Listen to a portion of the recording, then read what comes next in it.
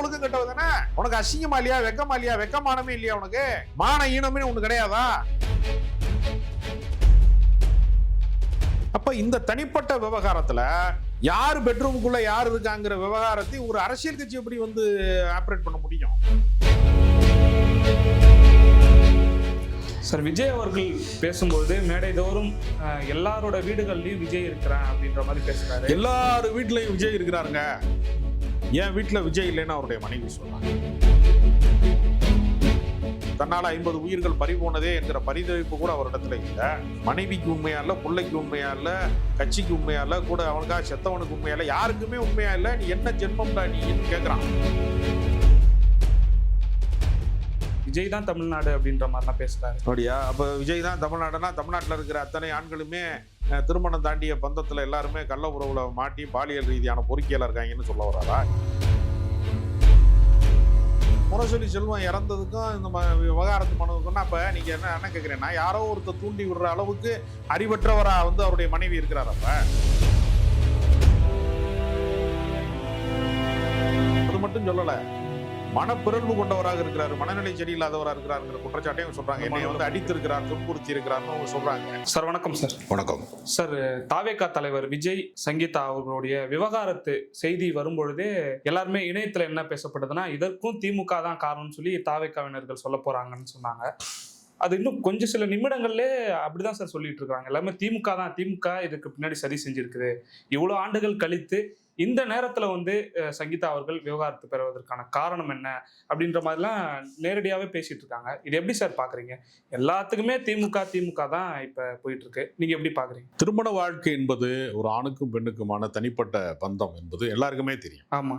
Personal லைஃபுக்குள்ள ஒரு அரசியல் கட்சியால முதல்ல தலையிட முடியுமா?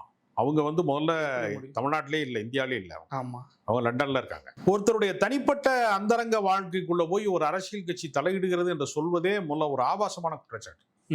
ஏன்னா அவர் வந்து அரசியல்வாதியாக தன்னை அறிவித்துக் கொண்டு வெறும் 2 ஆண்டுகள் தான் ஆகிறது. ஆமா. ஆனால் இந்த பிரச்சனை வெறும் 2 ஆண்டுகளான்னு கேட்டா இல்ல, அது 5 ஆண்டுகளுக்கு மேலாக இருக்கிறது. அவங்களே அந்த மனுவில் குறிப்பிடுறாங்க. இப்ப அரச புரசலாக சினிமாக்காரர்களுக்கு மத்தியிலையும் சினிமா பத்திரிகையாளர்களுக்கு மத்தியிலையும் கிசுகிசுவாக பேசப்பட்டது, ஒரு வதந்தியாக உலா வந்தது. அது உண்மைதான் என்பதே அவருடைய அந்த விவகாரத்து மனுவிலே அவர் உறுதிப்படுத்தி இருக்கிறார். ஓகே. ஒரு நடிகையோடு அவர் வந்து திருமணம் தாண்டிய ஒரு உறவிலே இருக்கிறார். பல முறை நான் கண்டித்தேன், மன்றாடினேன், அதை விட்டுவிடுங்கள் என்று கெஞ்சினேன், கேட்டேன். எதையுமே அவர் பொருட்படுத்தவில்லை. என்னை அவமானப்படுத்தினார். ஒரே வீட்டிலே தனித்தனியாக வசித்தோம், பேச்சுவார்த்தை இல்லை, குழந்தைகளோடும் பேச்சுவார்த்தை இல்லை, பிள்ளைகளோடும் அவர் பிரியங்காட்டவில்லை. தொடர்ந்து போராடி அவரை சரி செய்ய முடியாத மன உளைச்சலுக்கு ஆளாகி ஒரு கட்டத்துக்கு மேல இது சரி செய்யவே முடியாது என்கிற இடத்திற்கு நகர்ந்ததற்கு பின்புதான் குடும்பத்தில் பேசி தீர்க்க முடியாத ஒரு இடம் வருகிற போதுதான் அது விவகாரத்தாக நீதிமன்றத்தினுடைய நெடிய படிக்கட்டுகளுக்கு அது செல்கிறது. அப்ப இந்த தனிப்பட்ட விவகாரத்துல யார் பெட்ரூமுக்குள்ள யார் இருக்காங்கிற விவகாரத்தை ஒரு அரசியல் கட்சி எப்படி வந்து ஆபரேட் பண்ண முடியும்? ஓகே. அப்படி இருந்தும் ஏன் இதை தொடர்ச்சியா அவர்களுக்கு வந்து சொல்லப்பட்ட அரசியல் பயிற்சி என்பது திமுக எதிர்ப்பு தான். ஏன்னா நெரிசல் மரணத்திலே வந்து அவரை பார்ப்பதற்காக முண்டியடித்து மூச்சு திணறி உயிரை விட்டவர்களை கூட அவர்கள் நம்ம தானே இப்படி லேட்டா வந்தோம் அப்படிங்கிற குற்ற உணர்ச்சிக்கு ஆளாகாம, நம்மனால தான் அந்த நெரிசல் மரணம் நிகழ்ந்தது என்கிற அந்த குறுகுறுப்பு கூட இல்லாம, அந்த பகுதி சார்ந்த முன்னாள் அமைச்சர் எம்எல்ஏ மேல பழிய போட்டாங்க இல்லையா? ஆமா. கரூர் செந்தில் பாலாஜி மேல வந்து அந்த பழிய போட்டாங்க. அப்ப அவர்களுக்கு அடிப்படை மனிதாபிமானம் என்பதே இல்லை என்பதை அவர் ஊர்ஜிதப்படுத்திட்டார். 72 மணி நேரம் கழித்து தான் அவர் வந்து இரங்கல் அறிக்கை கூட வெளியிட்டாரு. அப்ப கூட முதலமைச்சரை சீண்டி பார்க்கிற விதமாக சவால் விட்டார். பஞ்ச டைலாக் தான் பேசினார். நான் பகிரங்கமாக மன்னிப்பு கேட்கிறேன், நெரிசல் மரணம் ஏற்பட்டதற்காக உயிர்களுக்கு மன்னிப்பு கேட்கிறேன்னு சொல்லி அன்றைய இரவு வந்து ரொம்பவும் ஒரு ஆரவாரமாக இருக்கிறது என்று நினைத்திருந்தால் கூட, ஆவேசமாக கோபத்தில் இருக்கிறார்கள் மக்கள் என்று புரிந்திருந்தால் கூட, மறுநாள் இறுதி அஞ்சலிக்கு அவர் போயிருக்க முடியும். ஏன்னா 2 நாட்களுக்கு முன்பு நல்ல கண்ணு மறைந்ததற்கு இறுதி அஞ்சலி செலுத்துவதற்காக இந்திய கம்யூனிஸ்ட் கட்சியினுடைய தலைமை அலுவலகமாக இருக்கக்கூடிய டி நகரில் இருக்கக்கூடிய பாலன் இல்லத்துக்கு நான் இரவு ஒரு 8:30 மணி அளவில் ஒரு தொலைக்காட்சி விவாதத்தை கலந்து கொண்டு ஒரு 8:30 மணிக்கு அங்கே போனேன். போகிற போது கம்யூனிஸ்ட் கட்சியினுடைய தோழர்கள்லாம் கொடிகளை நட்டு கொண்டிருந்தார்கள். அந்த இறுதி ஊர்வலம் மறுநாள் நிகழப்போவதற்கான ஏற்பாடுகளை செய்து கொண்டிருந்தார்கள். நான் 8:30 மணிக்கு போனேன். நான் இருந்த ஒரு சிறிது நேரத்திற்குள்ளதான் விஜய் வந்தார். ஒரு 9 மணி வாக்கில் அவர் வந்தார். ஓகே. அவர் வருவது யாருக்கும் அறிவிக்கப்படவில்லை. ஆமா, வந்தாரு, எந்த சத்தமும் இல்லை, சலனமும் இல்லை, சலசலப்பும் இல்லை. போயிட்டாரு. மீடியா பர்சன்ஸ் மட்டும் கொஞ்சம் பேர் கவர் பண்ணாங்களே தவிர அதை கழித்து விட்டு யாரும் அவரை வந்து அண்ணாந்து பார்க்கிற இடமாக அதை மாற்றிக்கொள்ளவில்லை. ஆமா, ஏன்னா அரசியல் முதிர்ச்சி பெற்ற, பயிற்சி பெற்ற, சமுதாய புரிதல் இருக்கக்கூடியவர்கள், சிந்திக்கக்கூடியவர்கள் தான் கம்யூனிஸ்டுகளாக இருப்பார்கள் என்கிற முறையில் ஒரு சினிமா நடிகனை அவர்கள் வியந்து பார்க்கிற இடத்தில் யாருமே இல்லை. அப்ப சென்னையினுடைய மையப்பகுதியாக இருக்கக்கூடிய தியாகராய நகர் போன்ற ஒரு டி நகர் போன்ற பகுதிகளில் செவாலியே சிவாஜி கணேசன் வாழ்ந்த அந்த சாலையில் இருக்கக்கூடிய பாலன் இல்லத்துல திடீரென்று விஜய் தோன்றுகிற போது ஒரு பரபரப்பும் இல்லையே, தமிழ்நாடு சம்பிக்கலையே, கூட்டம் இல்லையே.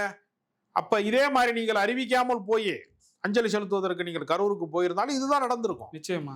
அப்ப இந்த பில்டப் பண்றது, ஓவர் பில்டப் பண்றது, நம்ம உலகமே இவரை தான் அண்ணாந்து பார்க்கறது மாதிரியான தோற்றத்தை உருவாக்குவது, இவர் வந்து ஒரு 10 பஞ்சு டைலாக் மாசத்துக்கு ஒரு நாள் வந்து பேசுறதுனாலயே அரசியல் அவர் புரட்டி போட்டுருவார் என்று நம்புவதெல்லாம் இருக்கு இல்லையா, இதெல்லாம் அநாகரிகத்தின் உச்சமாக இருக்கிறது. ஓகே, அவருக்கு அரசியல் என்பது என்னவென்றே முதல்ல புரிதலே இல்லை அவருக்கு. அரசியல் என்பது மக்களுடைய அடிப்படை பிரச்சனைகளை தீர்ப்பது, சாமானிய மக்களினுடைய உரிமைகளை நிலைநாட்டுவது, அவனுடைய அடிப்படை ஆதாரமாக இருக்கக்கூடிய கல்வியை, வேலை வாய்ப்பை உறுதி செய்வது என்பதை தாண்டி ஒரு மிகப்பெரிய மனித உரிமைக்கான விஷயங்களை மீட்டெடுப்பதுதான் அரசியல் என்பதற்கு பதிலாக ரசிகர் மன்ற செயல்பாடை அரசியல் என்று அவர்கள் கருதி கொள்கிறார்கள்.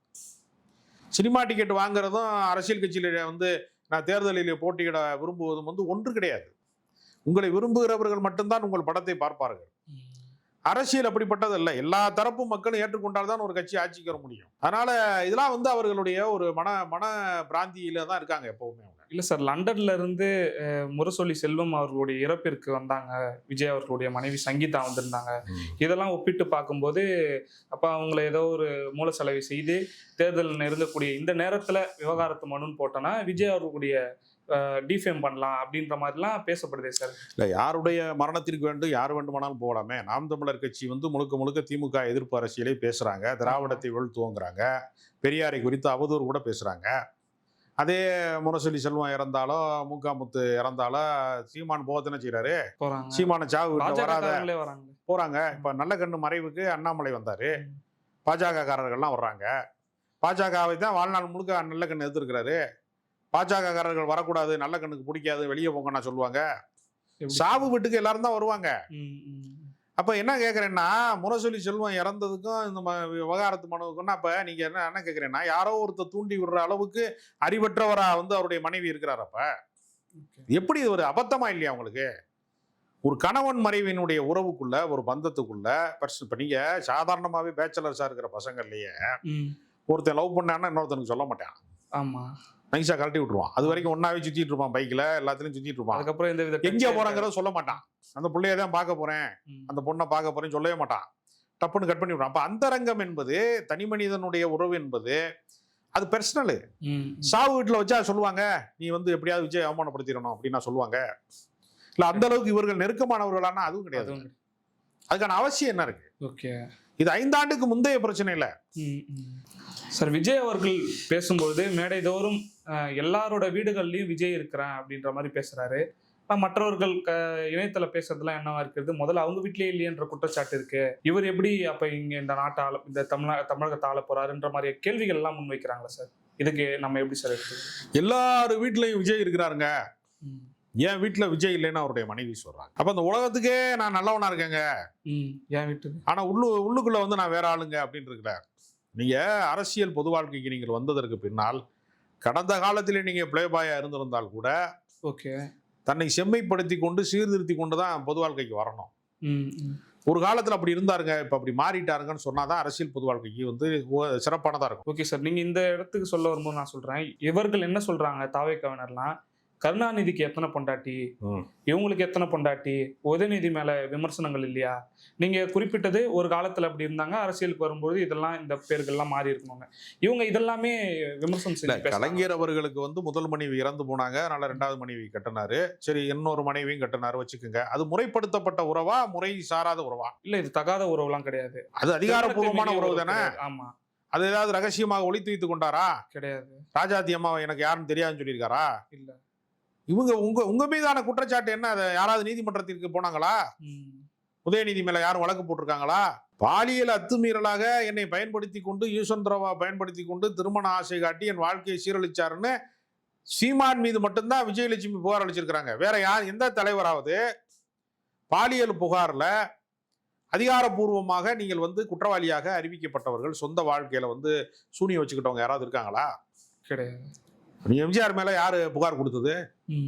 யாராவது பெண்கள் நாங்கள் பாதிக்கப்பட்டவங்க யாராவது புகார் கொடுத்துருக்காங்களா? அவங்க புகழ்ந்துதான் பேசுறாங்க. அப்ப நீங்க விரும்பி இணக்கமாக இருக்கிற உறவுகளுக்குள்ள இருக்கக்கூடிய விஷயம். இப்ப நீங்க பல பேர் லிவிங் டுகெதர்ல கூட சில பேர் வாழ்றாங்க.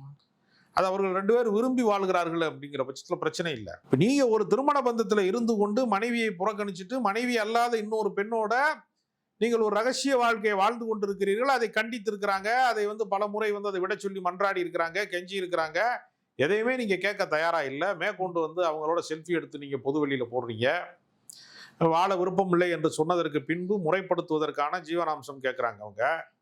இப்போ அதையும் உங்களால் செட்டில் பண்ண முடியாது என்று நீங்கள் வீம்பு பேசுறீங்க, திமிரு பேசுறீங்க, பழிவாங்கணும்னு நினைக்கிறீங்க. அப்படிங்கிறப்ப அவங்க வேற வழி இல்லாம தான் குடும்பத்துக்குள் பேசி தீர்க்க முடியாத ஒரு விஷயம் வந்ததற்கு பின்பு தான் அவர்கள் நீதிமன்றத்தை நாடி இருக்கிறார்கள்.